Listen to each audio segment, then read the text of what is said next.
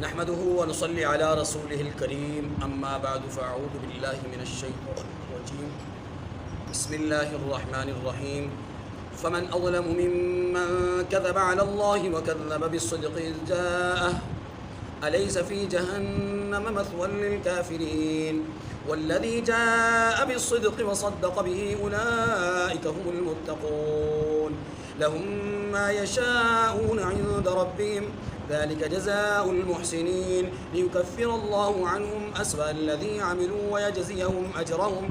ويجزيهم أجرهم بأحسن الذي كانوا يعملون أليس الله بكاف عبده ويخوفونك بالذين من دونه ومن يضلل الله فما له من هاد ومن يهد الله فما له من مضل أليس الله بعزيز ذي انتقام ولئن سألتهم من خلق السماوات والأرض ليقولن الله قل أفرأيتم ما تدعون من دون الله إن أرادني الله بضر هل هن كاشفات ضره أو أرادني برحمة هل هن ممسكات رحمته قل حسبي الله عليه يتوكل المتوكلون قل يا قوم اعملوا على مكانتكم إني عامل فسوف تعلمون من يأتيه عذاب يخزيه ويحل عليه عذاب مقيم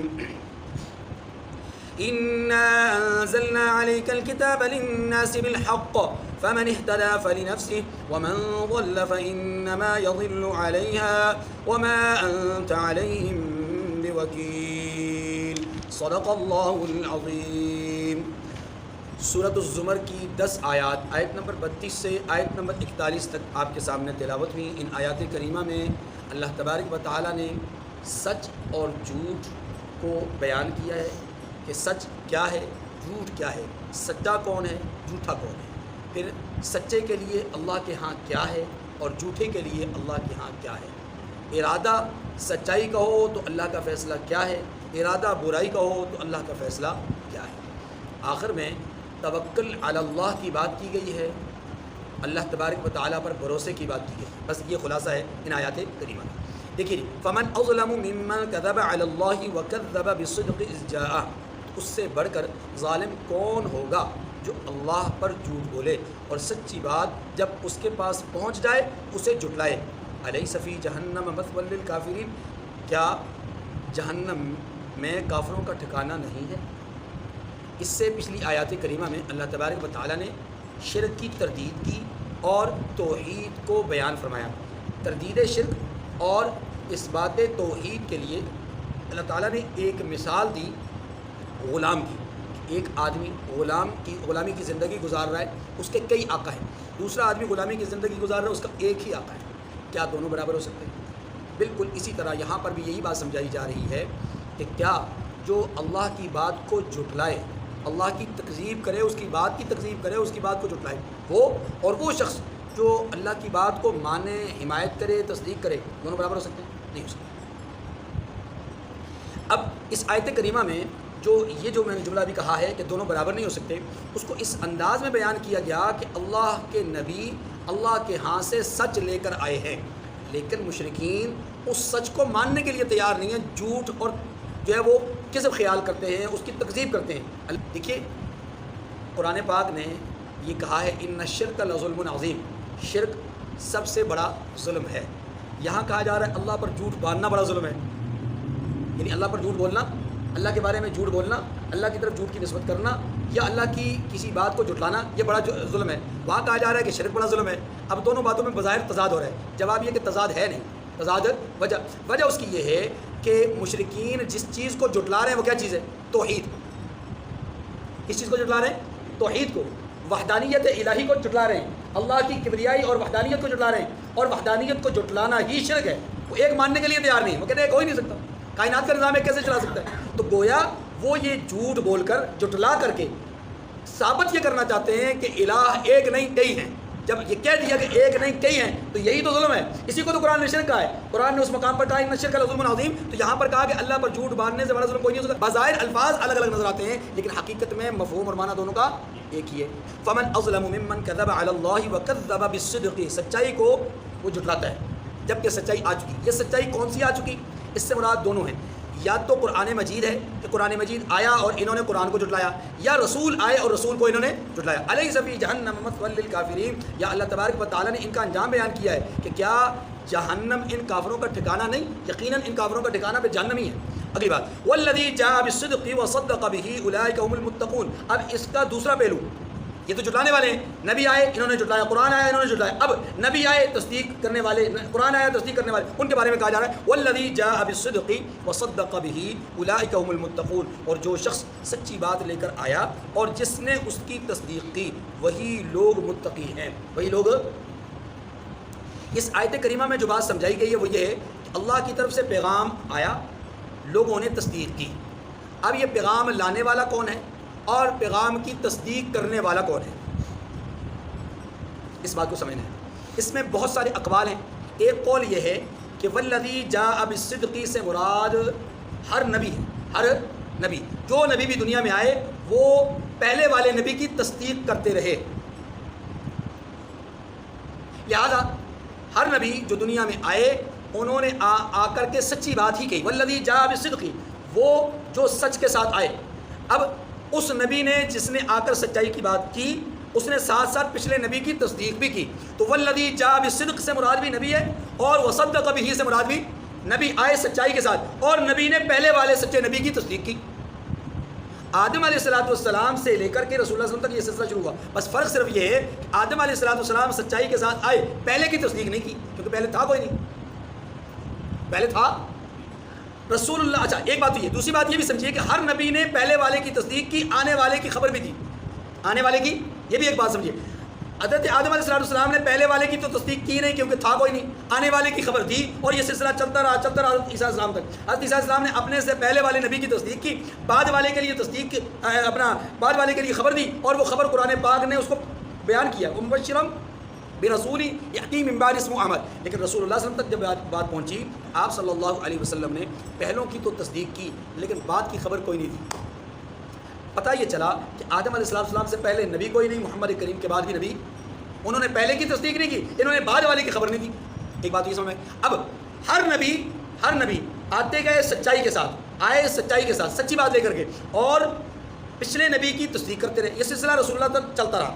رسول اللہ صلی اللہ علیہ وسلم نے پچھلوں کی تصدیق کی، الذی جاء بالصدق سے مراد سچائی لانے والے نبی، وصدق بھی، اور تصدیق کرنے والے بھی نبی۔ ایک قول تو یہ، دوسرا قول یہ ہے کہ والذی جاء بالصدق سے مراد جبرائیل امین ہے کہ سچائی لے کر آئے اور ان کی تصدیق کی محمد کریم صلی اللہ علیہ وسلم نے، وصدق بھی کا مصداق رسول اللہ صلی اللہ علیہ وسلم۔ تیسرا قول والذی جاء بالصدق، اس سے مراد رسول اللہ صلی اللہ علیہ وسلم ہے کہ آپ صلی اللہ علیہ وسلم سچائی کے ساتھ تشریف لائے، اور وصدق بھی سے مراد مومنین ہیں، جو شخص آپ صلی اللہ علیہ وسلم کی دعوت پر ایمان لاتا جائے گا وصدق بھی کا مصداق بنتا جائے گا۔ یہ تین قول ہو گئے۔ چوتھا قول والذی جاء بالصدق، اور جو سچائی کے ساتھ آئے یعنی رسول اللہ صلی اللہ علیہ وسلم، اور وصدق بھی، اور جس نے آپ کی تصدیق کی، اس سے مراد مفسرین نے حضرت ابوبکر صدیق رضی اللہ تعالیٰ عنہ کو لیا۔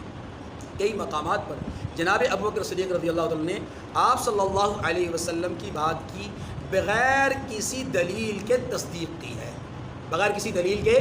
اب سنیے، آپ صلی اللہ علیہ وسلم پر سب سے پہلے ایمان لانے والے 4 طرح کے لوگ ہیں۔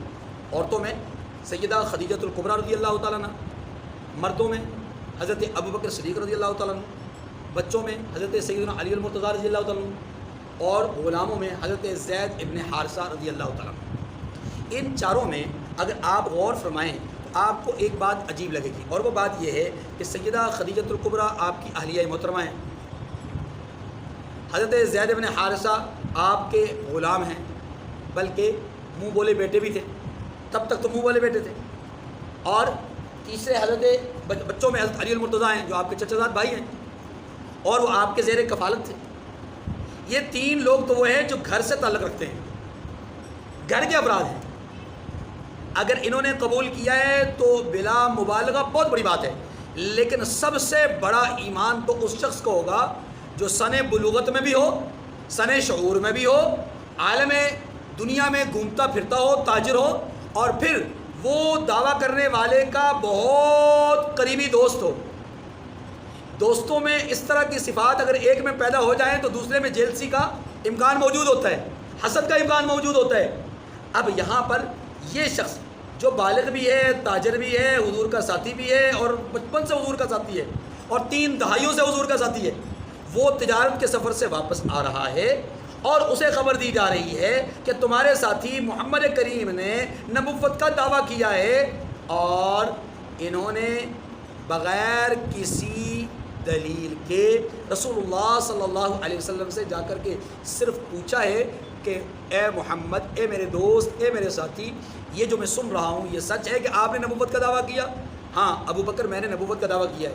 کہا آمنت باللہ اشہد ان لا الہ الا اللہ۔ کوئی دلیل نہیں، کیسے ہو گیا؟ آپ میرے ساتھ چلتے پھرتے اٹھتے بیٹھتے رہے، ہاں ہمارے سفر کے کرتے ہوئے آپ نے دعویٰ کر دیا، کیسے کر دیا؟ کوئی دلیل نہیں، نہ کوئی دلیل نہیں دی۔ یہ ہے تصدیق کا اعلیٰ ترین پیمانہ۔ معراج سے واپس آئے، وہ دوڑتے ہوئے آئے، ابو بکر ایسا ہو سکتا ہے؟ نہیں ہو سکتا۔ کہا تمہارے ساتھی نے کہا، پھر ہو سکتا ہے۔ یہ ہے تصدیق کا اعلیٰ ترین پیمانہ۔ نطق نبوت سے معراج کا واقعہ سنا بھی نہیں، پھر بھی تصدیق کر دی۔ والذی جاء بالصدق وصدق به، فرمایا کہ جو شخص سچی بات لے کر آیا اور جس نے اس کی تصدیق کی۔ 4 قول سمجھ آ گئے؟ رسول نے رسول کی تصدیق کی، ایک قول۔ دوسرا قول جبرائیل امین سچائی کے ساتھ آئے، رسول نے تصدیق کی۔ تیسرا قول رسول تشریف لائے سچائی کے ساتھ، مومنین نے تصدیق کی۔ چوتھا قول رسول تشریف لائے سچائی کے ساتھ اور ابو بکر نے تصدیق کی۔ اب اس تصدیق ابو بکر پر ایک اور دلیل، اولئک هم المتقون، یہی متقین ہیں۔ یہی توجہ کیجیے، تقویٰ کا سب سے کمزور ترین درجہ، کم ترین درجہ وہ یہ ہے کہ انسان کفر کو چھوڑ کر اسلام کو قبول کر لے۔ یہ تقویٰ کا سب سے ہلکا درجہ ہے۔ اس سے اونچا درجہ کیا ہے کہ انسان گناہ کبیرہ سے خود کو بچائے، اور اس سے بھی اونچا درجہ کیا ہے کہ انسان صغائر سے بھی اپنے آپ کو بچائے، مباحات سے بھی اپنے آپ کو بچائے۔ یہ ہے تقویٰ کا اعلیٰ ترین، اور وہ جو ولی اللہ ہوتے ہیں نا وہ اسی معیار پہ ہوتے ہیں۔ حضرت ابو بکر صدیق رضی اللہ تعالی عنہ کے بارے میں قرآن پاک نے سورۃ اللیل میں فرمایا فَأَمَّا مَنْ أَعْطَى وَاتَّقَى وَصَدَّقَ بِالْحُسْنَى، پھر وہ شخص جس نے راہ خدا میں خرچ کیا، وَاتَّقَى اور تقوی اختیار کیا، وَصَدَّقَ بِالْحُسْنَى اور سچی بات کی، نیکی کی، اس نے تصدیق کی۔ یہ آیت کریمہ بھی تمام مفسرین کے نزدیک شان ابو بکر صدیق پر ہے۔ اب قرآن کیا کہتا ہے؟ قرآن کہتا ہے اِنَّ أَكْرَمَكُمْ عِندَ اللَّهِ أَتْقَاكُمْ، کہ تم میں سب سے زیادہ برگزیدہ اللہ کے یہاں کون ہے؟ جو سب سے بڑا متقی ہوگا۔ جو سب سے بڑا متقی کون ہے؟ قرآن نے اس کے بارے میں بھی کہا ہے وَسَيُجَنَّبُهَا الْأَتْقَى، جہنم سے ان قریب وہی بچے گا جو سب سے بڑا متقی ہوگا۔ یعنی درجہ بدرجہ جو سب سے بڑا متقی ہے اس کو بغیر حساب کتاب کے جنت میں، سب سے بڑے متقی۔ اور اس آیت کریمہ کا مصداق بھی تمام مفسرین کے نزدیک حضرت ابو بکر صدیق ہے۔ تو معلوم یہ ہوا کہ اس امت کا سب سے بڑا متقی وہ کون ہے؟ حضرت ابو بکر صدیق۔ اور یہی بات یہاں پر کہی جا رہی ہے وصدق بہ، رسول کی جس نے تصدیق کی وہی متقی ہے۔ وہی لوگ کون ہیں؟ لَهُم مَّا يَشَاءُونَ عِندَ رَبِّهِمْ ذَلِكَ جَزَاءُ الْمُحْسِنِينَ، فرمایا ان کے لیے ان کے پروردگار کے پاس موجود ہے، کیا موجود ہے؟ اللہ اکبر، جو اس کے شایان شان ہے۔ اللہ کے پاس اللہ کے شایان شان اپنے ان متقین بندوں کے لیے اجر موجود ہے۔ پہلے والوں کے لیے کیا کہا؟ علیہ صفی جہنم مثوی للکافرین، کیا کافروں کے لیے جہنم ٹھکانہ نہیں؟ اب کیا کہا جا رہا ہے کہ ان کے لیے جو متقین ہیں ان کے ہاں، ان کے لیے اللہ کے ہاں اللہ کی شان کے مطابق اجر ہے۔ ذالک جزاء المحسنین، یہ نیکوکاروں کا بدلہ ہے۔ لیکفر اللہ عنہم اسوأ الذی عملوا ویجزیہم اجرہم باحسن الذی کانوا یعملون، تاکہ اللہ ان سے برائیوں کو جو انہوں نے کی دور کر دے اور نیک کاموں کا جو وہ کرتے رہے ان کو بدلہ دے۔ دیکھیے اس جملے کا معنی یہ ہے کہ ہر وہ شخص جس سے دنیا میں رہتے ہوئے کوئی گناہ کبیرہ سرزد ہوا یا گناہ صغیرہ سرزد ہوا، اللہ تبارک و تعالیٰ اپنے فضل سے اپنے کرم سے ان کے لیے جو اجر رکھتے ہیں وہ اجر جب عطا کریں گے تو ان کے سارے گناہوں کو، ساری خطاؤں کو، ساری لغزشوں کو معاف کرنے کے بعد یا دھو دینے کے بعد ان کو عطا فرمائیں گے۔ میرے جملے کو سمجھیے گا، بہت سارے مسلمان ایسے ہوں گے، مومنین ایسے ہوں گے، پرہیزگار ایسے ہوں گے جو قیامت کے دن علیہ باللہ ان کو سزا دی جائے گی ان کے مختلف اعمال کی بنیاد پر۔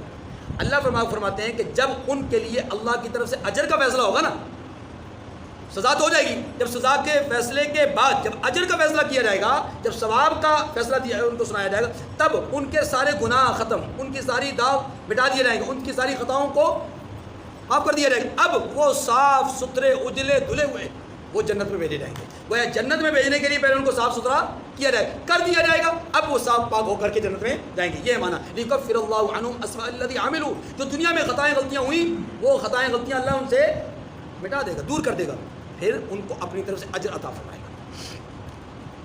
الیس اللہ بکاف عبدہ, اس آیت کریمہ کا ذرا پس منظر سمجھیے. مشرکین مکہ رسول اللہ صلی اللہ علیہ وسلم سے متعلق اور مومنین سے متعلق یہ کہا کرتے تھے کہ یہ ہمارے بتوں کی توہین کرتے ہیں, ہمارے بتوں کی انسلٹ کرتے ہیں, ان کو یہ کام نہیں کرنا چاہیے, ورنہ اس حرکت کی بنیاد پر, اس عمل کی بنیاد پر کہیں ایسا نہ ہو کہ ہمارے بت ان کو کوئی نقصان دے دیں, ہمارے خدا ان کو کچھ تکلیف پہنچا دیں. گویا وہ معبودان باطلہ سے نبی کو اور نبی کی جماعت کو ڈرایا کرتے تھے. اور یہ بات صرف آخری نبی کے ساتھ نہیں ہے, آپ اگر قرآن پاک کا بغور مطالعہ کریں تو آپ کو بار بار قوموں کی طرف سے انبیاء کو یہ خطاب یا انبیاء کو یہ بات کہتے ہوئے وہ قومیں نظر آئیں گی کہ قومیں کہتی ہیں نبیوں کو کہتی ہیں کہ جناب آپ ہمارے معبودان کو مت چھیڑیے ورنہ آپ کو نقصان ہوگا یا آپ کا نقصان کر دیں گے. تو دیکھیے نا, اپنے خداؤں کی مدد کے لیے سارے مل بیٹھے, وقت کے بادشاہ کے پاس گئے, بادشاہ نے فیصلہ کر لیا خداؤں کی مدد کرنی ہے اور خدا کے ہمارے خداؤں کے جو دشمن ہے اس کو ہم نے نقصان پہنچانا ہے, تو سب نے مل کر کے نقصان پہنچانا چاہا لیکن پہنچا نہ سکے. اللہ نے یہی بات یہاں سمجھائی, الیس اللہ بکاف عبدا, یہ جس چیز سے ڈراتے ہیں ڈرنے کی ضرورت نہیں. کیوں؟ اس لیے کہ کیا اللہ اپنے بندوں کو کافی نہیں؟ اگر یہ معبودان باطلہ سے ڈراتے ہیں تو کیا اللہ کافی نہیں؟ یقیناً اللہ ہی کافی ہے, اللہ ہی. دیکھیے رسول اللہ صلی اللہ علیہ وسلم کو اللہ تبارک و تعالیٰ نے سورۃ التوبہ میں یہ بات ارشاد فرمائی ہے, یا ایھا النبی حسبک اللہ ومن اتبعک من المؤمنین, اے نبی اللہ آپ کے لیے کافی ہے اور مومنین آپ کے لیے کافی ہے. اس کا مفہوم علماء نے یہ لکھا ہے کہ فیصلے کے نزول کے اعتبار سے اللہ کافی ہے, حفاظتی تدابیر کے حساب سے اللہ کافی ہے, حفاظتی حصار کے اعتبار سے اللہ کافی ہے. ٹھیک ہے, اسباب حفاظت نازل کرنے کے اعتبار سے اللہ کافی ہے, اور عملی شکل میں ان اسباب کو اختیار کر کے آپ کے ارد گرد کھڑے ہو کر کے جانی مالی طور پر آپ کے قول, آپ کے فعل, آپ کے علم, آپ کے عمل, ہر چیز کی حفاظت کرنے والے کون ہیں؟ مومنین ہیں. ہم یہاں بیٹھ کر قرآن پڑھ رہے ہیں, ہم نے نماز پڑھی تھوڑی دیر پہلے, ہم آنے والے وقت میں نماز پڑھیں گے. ہم یہ جو اسلامی حلیہ بنائے ہوئے ہیں, ہم جو قرآن کی یا حدیث کی یا دین کی بات سنتے سناتے ہیں, ہمارے اسلامی نام ہیں, اسلامی گھرانوں میں ہم پیدا ہوئے ہیں, یہ برکات ہیں ومن اتبعک من المؤمنین کی, جنہوں نے ایمان کی, عقیدے کی, اعمال کی, افعال رسول کی حفاظت کی ہے اور حفاظت کر کے ہم تک پہنچایا ہے. بلغوا عنی ولو آیا کا مصداق بنے, ان کو جو بات ملی وہ آگے تک پہنچائی, ہم تک پہنچی ان کی وساطت سے, جن کو قرآن نے کہا کہ زمین پر بطور اسباب اے نبی آپ کے علم کی, آپ کی فکر کی, آپ کی سوچ کی, آپ کے عقائد کی, آپ کی طرف سے بیان کردہ ایمانیات کی, آپ کے قرآن کی, آپ کے حدیث کی, آپ کے فرامین کی حفاظت کرنے والے کون ہیں؟ یہ آپ کے ساتھی ہیں. اور آپ کی جان کی حفاظت کرنے والے کون ہیں؟ یہ آپ کے ساتھی ہیں. آپ کے مال کی حفاظت کرنے والے کون ہیں؟ یہ آپ کے ساتھی ہیں. آپ کے اہل بیت کی حفاظت کرنے والے کون ہیں؟ یہ آپ کے ساتھی ہیں. گویا رسول صلی اللہ علیہ وسلم اور آپ سے منسوب جتنی چیزیں ہیں ان سب کی حفاظت کرنے والے کون ہیں؟ یہ آپ کے ساتھی ہیں. اللہ اسباب نصرت اتارنے میں اور مومنین ان اسباب کو اختیار کر کے آپ کی مدد کرنے میں آپ کے لیے کافی ہے. یہاں پر یہ کہا جا رہا ہے الیس اللہ بکاف عبدا, تو بندے اگر اللہ کے نبی کی مدد کے لیے کافی ہوئے تو اللہ کے حکم سے کافی ہے. تو بنیادی طور پہ تو اللہ کافی ہے. الیس اللہ بکاف عبدا, کہ اللہ اپنے بندوں کو کافی نہیں, یقیناً وہی کافی ہے. وَيُخَوِّفُونَكَ بِالَّذِينَ مِن دُونِهِ, محبوب یہ آپ کو ان لوگوں سے جو اس کے سوا یعنی اللہ کے سوا, اللہ کے غیر سے یہ آپ کو ڈراتے ہیں. وَمَن يُضْلِلِ اللَّهُ فَمَا لَهُ مِنْ هَادٍ, جسے اللہ گمراہ کرے اسے کوئی ہدایت دینے والا نہیں. وَمَن يَهْدِ اللَّهُ فَمَا لَهُ مِن مُضِلٍّ, اور جس کو اللہ ہدایت دے اس کو کوئی گمراہ کرنے والا نہیں. أَلَيْسَ اللَّهُ بِعَزِيزٍ ذِي انتقام, کہ اللہ غالب بدلہ لینے والا نہیں ہے. اسی بات کی مزید تشریح اگلی آیت ہے وَلَئِن سَأَلْتَهُم مَّن خَلَقَ السَّمَاوَاتِ وَالْأَرْضَ لَيَقُولُنَّ اللَّهُ. محبوب اگر آپ ان سے پوچھیں کہ آسمان و زمین کو کس نے پیدا کیا تو وہ کہہ دیں گے کہ اللہ نے. توجہ کیجیے گا, وہ کہہ دیں گے کہ اللہ نے. اس جملے کو ذرا سمجھیں, مشرکین کہتے نہیں تھے, زبان سے ان سوالوں کے جواب میں اقرار نہیں کرتے تھے, بلکہ یہ ان کے دل کی کیفیت اللہ نے بیان کی ہے. اللہ علیم بذات الصدور، اللہ دلوں کے بھید جانتے ہیں۔ اللہ ان کے دلوں کی کیفیت بیان کرتے ہیں کہ ان کے دلوں میں یہ بات موجود ہے کہ کائنات کا سارا نظام بنانے والا کون ہے؟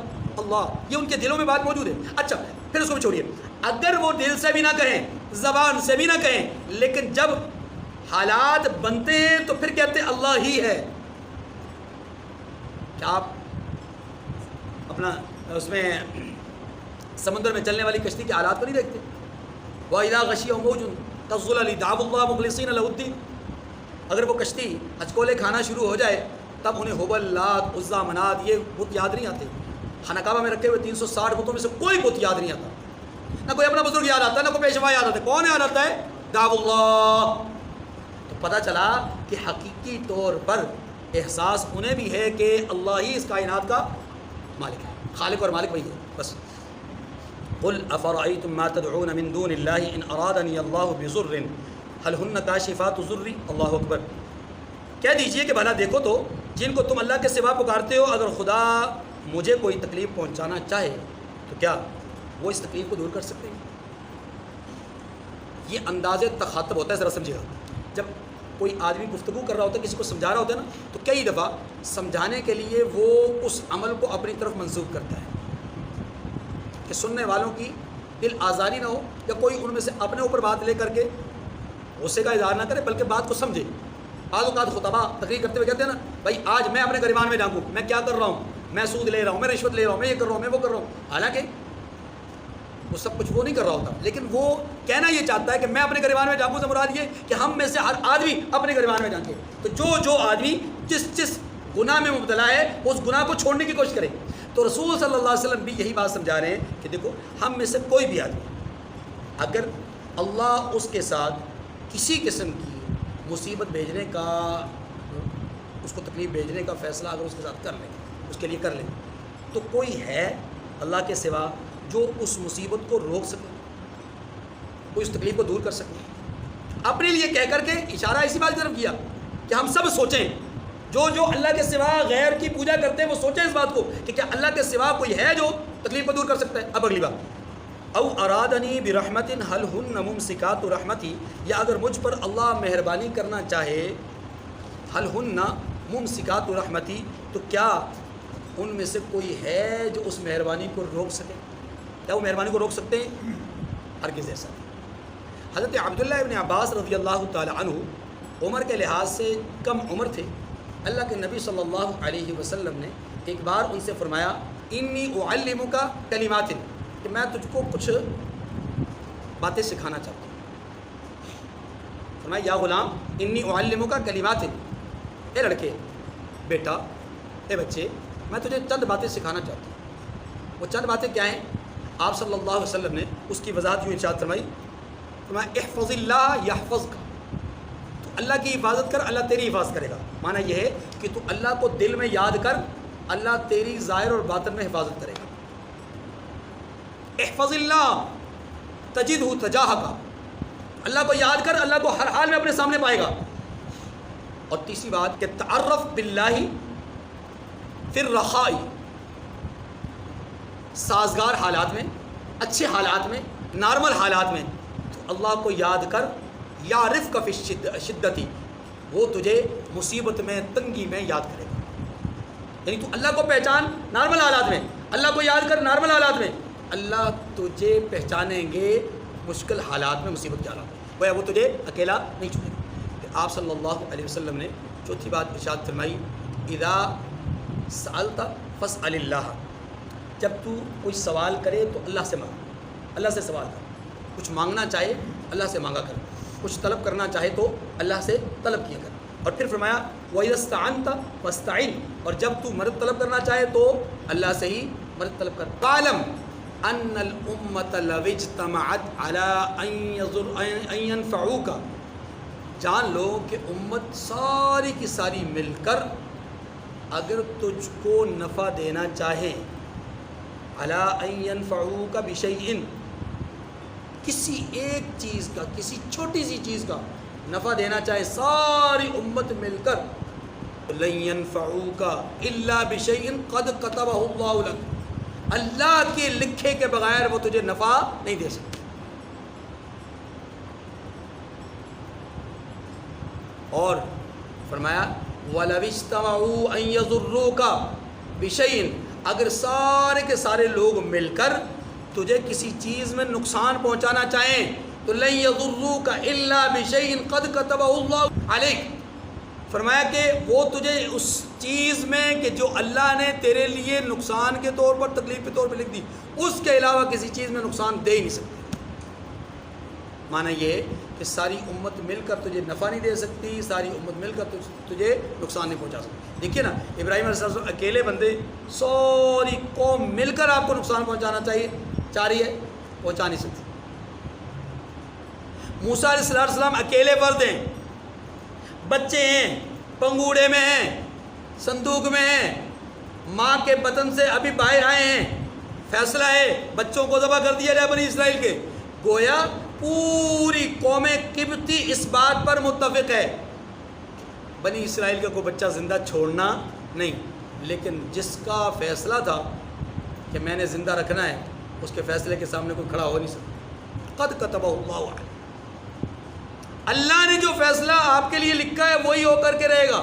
وہ نفع کا ہے تو نفع ہو کر رہے گا، نقصان کا ہے تو قل حسبی اللہ، فرمایا آپ کہہ دیجئے مجھے اللہ ہی کافی ہے۔ علیہ یتوکل المتوکلون، یہ آخری بات فرمائی گئی، فرمایا کہ بھروسہ رکھنے والے اسی پر بھروسہ رکھتے، اللہ پر بھروسہ رکھو، اللہ پر اعتماد کیجئے۔ قل یا قوم اعملوا علی مکانتکم انی عامل، یہ تقریر کا اختتامیہ ہے، اس ساری گفتگو کا اختتامیہ ہے۔ محبوب آپ ان سے کہہ دیجئے میری قوم کے لوگوں، تم اپنی جگہ پر عمل کیے جاؤ، میں اپنی جگہ پر عمل کیے جاتا ہوں۔ کیا مطلب؟ تم انکار کرتے جاؤ، میں دعوت دیتا جاؤں گا۔ یہ مطلب نہیں ہے کہ تمہارا راستہ الگ ہو گیا، میرا راستہ الگ ہو گیا، اب میں کوئی بات نہیں کروں گا، نہیں۔ اس کا مطلب یہ ہے کہ تم بھی اپنی سرشت پہ عمل جاری رکھو اور میں بھی اپنی فطرت پہ کام کرتا رہوں گا، جو میری ذمہ داری ہے اس ذمہ داری کو میں ادا کرتا رہوں گا۔ یا ایھا الرسول بلغ ما انزل الیک من ربک، آپ تبلیغ دین کرتے رہیے۔ لست علیہم بمسیطر، آپ ان پر نگران مقرر نہیں کیے گئے، آپ کا کام کیا ہے؟ فذکر انما انت مذکر، آپ کا کام ہے تبلیغ کرنا، آپ کا کام ہے نصیحت کرنا، آپ کا کام ہے واعظ کرنا، آپ واعظ کیجیے۔ ہاں اس واعظ کا انہیں فائدہ ہو یا نہ ہو، آپ کو فائدہ ہوگا۔ قل یا قوم اعملوا علی مکانتکم انی عامل، آپ فرما دیجئے کہ میری قوم تم اپنی جگہ پر عمل کیے جاؤ، میں اپنی جگہ پر عمل کیے جاتا ہوں۔ فسوف تعلمون من یأتیہ عذاب یخزیہ ویحل علیہ عذاب مقیم، ان قریب تمہیں معلوم ہو جائے گا کہ کس پر عذاب آتا ہے جو اسے رسوا کرے گا اور کس پر ہمیشہ کا عذاب نازل ہوتا ہے۔ کیا معنی؟ معنی یہ کہ کس پر ہلکا عذاب آتا ہے رسوا کرنا، اور کس پر دائمی اور ابدی عذاب آتا ہے۔ معنی یہ کہ یہ الگ الگ لوگ نہیں ہیں، معنی یہ کہ یہ وہی لوگ ہیں، جیسے بات کہا جاتا ہے پتہ چل جائے گا کون کتنے پانی میں ہے، پتہ چل جائے گا، ہاں کس کے ساتھ کیا ہوتا ہے پتہ چل جائے گا، کون کامیاب ہوتا ہے۔ اب یہ کون کر کے 3 دفعہ کہا گیا، یہ الگ الگ لوگ نہیں ہیں، یہ ایک ہی طرح کے لوگ ہیں جن کو سمجھایا جا رہا ہے کہ اگر اس اصول پر عمل نہیں کیا، اس قانون کی پاسداری نہیں کی، تو پھر تمہیں ان میں سے ہر چیز کا سامنا کرنا پڑے گا۔ یہاں پر بھی یہ کہا جا رہا ہے کہ تمہیں رسوا کن عذاب کا سامنا کرنا پڑے گا، ان قریب تمہیں پتہ چل جائے گا، تمہیں ابدی عذاب کا سامنا کرنا پڑے گا، ان قریب تمہیں پتہ چل جائے گا۔ بازاری ایسا نہیں ہے کہ رسوا کن عذاب کسی اور کے لیے ہے اور ابدی عذاب کسی اور۔ انا انزلنا علیک الکتاب للناس بالحق، ہم نے آپ پر کتاب نازل کی ہے لوگوں کے بھلائی کے لیے، لوگوں کی بھلائی کے لیے، بالحق، سچائی کے ساتھ۔ ہم نے آپ پر سچائی کے ساتھ لوگوں کے لیے، یعنی لوگوں کی بھلائی کے لیے یہ کتاب نازل کی ہے۔ تو ہمارا عنوان اس سورہ مبارکہ کو سمجھنے کا کیا ہے؟ سچائی اور جھوٹ۔ یہ کتاب سچائی کی دعوت دیتی ہے، کتاب سچی ہے، نبی سچائی کی دعوت دیتے ہیں، نبی سچے ہیں، اور مشرکین عمل اور کردار جھوٹ والا اختیار کر رہے ہیں، مشرکین جھوٹے ہیں، مومنین عمل اور کردار سچوں والا اختیار کر رہے ہیں، وہ سچے ہیں۔ یہ بات سمجھائیے، فمن اہتدی فلنفسہ، جس نے سچائی کو اختیار کیا اس نے اپنے نفع کے لیے کیا، جس نے ہدایت پائی اس نے اپنے بھلے کے لیے کی. ومن ضل فانما یضل علیہا، اور جو گمراہ ہوتا ہے اپنا ہی نقصان کرتا ہے، جو جھوٹ بولتا ہے اپنا ہی نقصان کرتا ہے، جو جھوٹ کی پیروی کرتا ہے وہ اپنا ہی نقصان کرتا ہے، جو جھوٹے کا ساتھ دیتا ہے وہ اپنا ہی نقصان. یا ایھا الذین آمنوا اتقوا اللہ وکونوا مع الصادقین، ایمان والو تقوی اختیار کرو اور سچوں کا ساتھ دو. تو جو سچوں کا ساتھ دے گا وہ کامیاب، وہ ہدایت یافتہ، اور جو نہیں ساتھ دے گا وہ ناکام. وما انت علیہم بوکیل، محبوب آپ ان کے ذمہ دار نہیں ہیں، آپ ان پر ذمہ دار نہیں بنائے گئے. کیا معنی؟ معنی یہ اگر یہ لوگ نہیں مانتے تو کل قیامت کے دن آپ سے پوچھ نہیں ہوگی، پوچھ ان سے ہی ہوگی کہ تمہارے پاس نبی آئے تھے تو تم نے کیا جواب دیا. اس سورہ مبارکہ کے آخری رکوع میں یہی بات ہے. داروغہ جہنم ان سے پوچھے گا کہ کیا الم یأتکم رسول منکم یتلون علیکم آیات ربکم، کیا تمہارے پاس رب کے رسول نہیں آئے تھے جو تمہیں آیات پڑھ پڑھ کے سناتے. اللہ تعالیٰ مجھے اور آپ کو سمجھنے کی توفیق نصیب فرمائے.